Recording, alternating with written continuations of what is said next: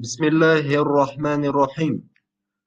Alhamdulillah, assalatu vassalamu ala rasulillah, amma ba'du, assalomu alaykum va rahmatullohi va barakatuh. Miftah va Robiya kitobimizni silsilaviy darslarimizda 7-vaqtda 7-bo'limga kelib qoldik. Mavzuyimiz al-bahsu an makanin lil iqoma. Yashash uchun joy qidirmoqlik. Mufradotlarimiz, lug'atlar. Xidma, xizmat. Majjanan, tekinga. Marofiqu, qulayliklar. Masbahun, hovuz, cho'miladigan hovuz. Musabbatatun, mahkamlangan, osilgan, ya'ni sobit qilingan. Royon, ajoyib. Mazaya, maziyatunni ko'pligi, ya'ni bu imtiyozlar, imkonlar. Mustalzamat, kerakli jihozlar yoki kerakli narsalar. Sayron alal aqdam, peshkom yurilganda.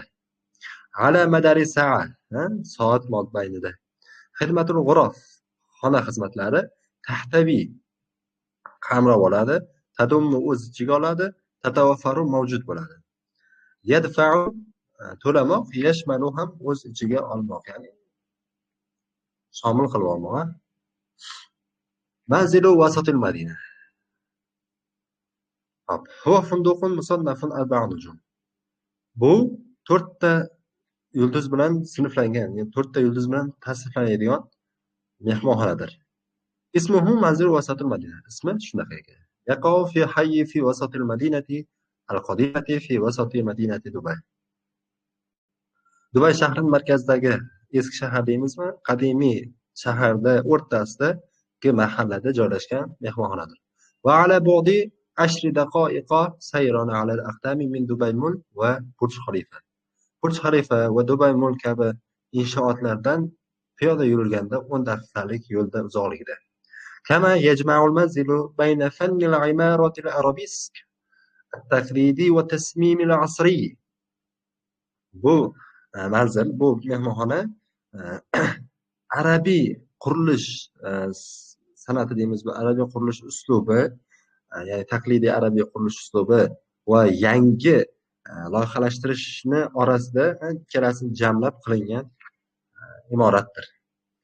Va yuwaffiru al-manzilu xidmatal internet lasilki majjanan fi jami'i marafiqihi. Bu mehmonxona o'zini o'sha mehmonlarga deymizmi, xizmat taklif qiladi. Qanaqa xizmat? Simsiz, tekin bo'lgan internet hisobi.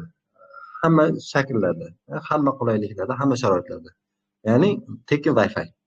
Va hunaka masbahun xorijiyyun hawlahu karasi li istilqo'i tahta ashiyati ash-shamsi. Bu yerda basseyn ham bor, tashqarida. Tashqi basseyn ham bor, ya'ni uyni ichida emas. Uni atrofiga quyoshni nurlarini ostida yotmoqlik uchun, zagar olmoqlik uchun o'sha kurslar ham qo'yilgan. Yotib zagar olinadi. Tahtavi jami'u ghurafil manzili ala ajhizati tilfaz musabbatatin ala al-ha'iti ma'a qanawati fadaiyatin wa zujajati miyahin majjaniyatin va adawatin li sun'i ash-sha'i wal qahwa. Va shunday jihozlarni ham o'z ichiga oladi bu xizmat. Ya'ni hamma mehmonxonaning hamma xonalarida shunday narsalar bor. Nima bor? Televizor. Qanaqa televizor? O'sha devorga mahkamlangan televizor. Bu televizorda sun'iy yo'ldoshga ulangan kanallarni ko'rsatadi. Yana nimani o'z ichiga oladi? Tekin suv idishini oladi. Yana nimani o'z ichiga oladi? O'sha choy yoki qahva tayyorlaydigan o'sha kerakli jihozlarni o'z ichiga oladi. Kama tadumul ghurafu hammamnatin. Bu xonalar yana nimani o'z ichiga oladi? Hammomlarni. Va tahtavi ala hizai. Bu mehmonxonani har bitta xonasida topiladigan odatiy narsalar, oyoq kiyim va mustalzamati istihmami, majaniyati. Tekinga o'sha hammom qabul qilishlik ga kerakli narsa. Misol uchun sovun bo'ladimi, shampun bo'ladimi, yo soch bo'ladimi? Kama tatawaffaru xidmatul g'urrafi ala madari sa'a.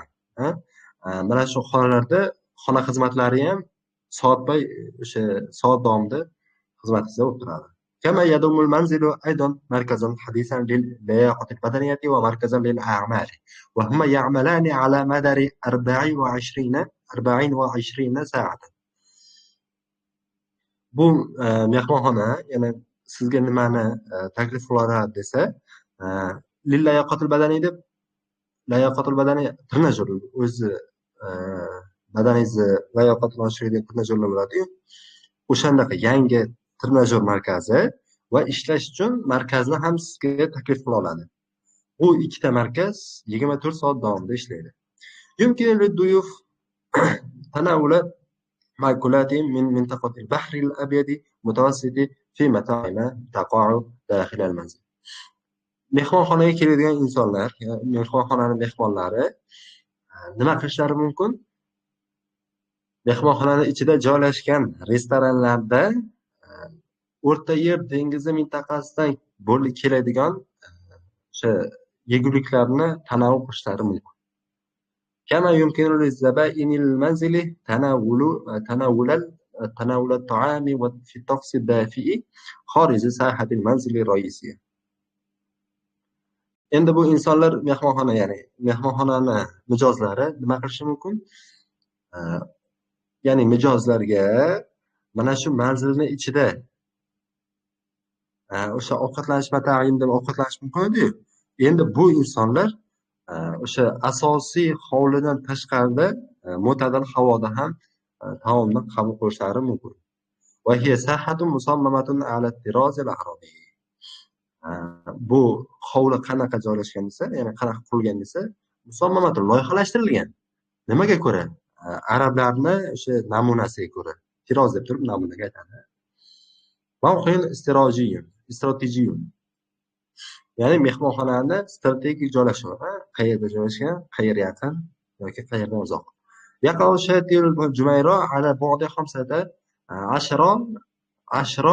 kilometr من المنزل.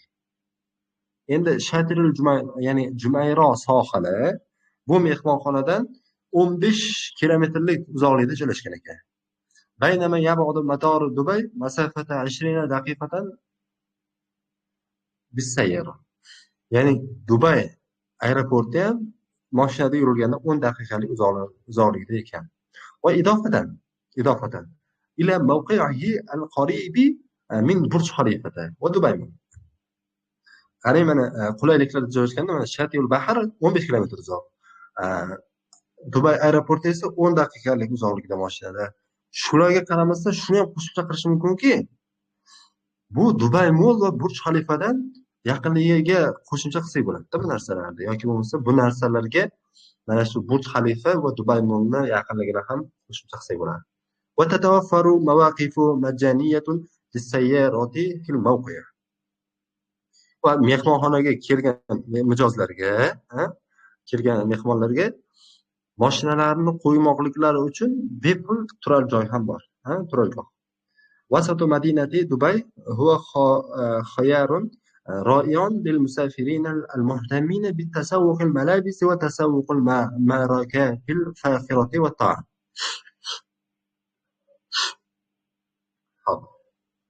Mana shu mehmonxonani tanlashlik, Dubay shahrini markazidagi mehmonxonani tanlashlik u eng yaxshi tanlovlardan biri. Kim uchun? Kiyimlarni sotib olishga qiziquvchilar uchun va brend mahsulotlarini, brend markalarini sotib olishlikka va ovqatlarni yemoqlikka qiziquvchilar uchun, ya'ni o'sha narsaga bilan g'amxo'rlik qiluvchilar uchun o'zlariga bu mehmonxona ajoyib tanlov bilan. صنف مكان الإقامة هذا على أنه الأفضل في دبي. Mana shu mehmonxona Dubaydagi eng yaxshi turar joy deb tasniflanadi.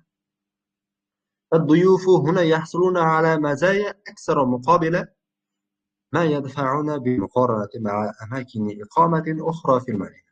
Mana shu shahardagi yashashlik uchun mana shu mehmonxonaga yaqin bo'lgan, puli yaqin bo'lgan joylarga to'lanadigan o'sha anaqalar bilan solishtirganda, mehmonxonalarni taqqoslaganda, buni imkoniyatlari ko'proq ega bo'lishadi. Buni imkoniyatlariga, ya'ni bunda ko'proq imkoniyatlarga ega bo'ladi mijozlar.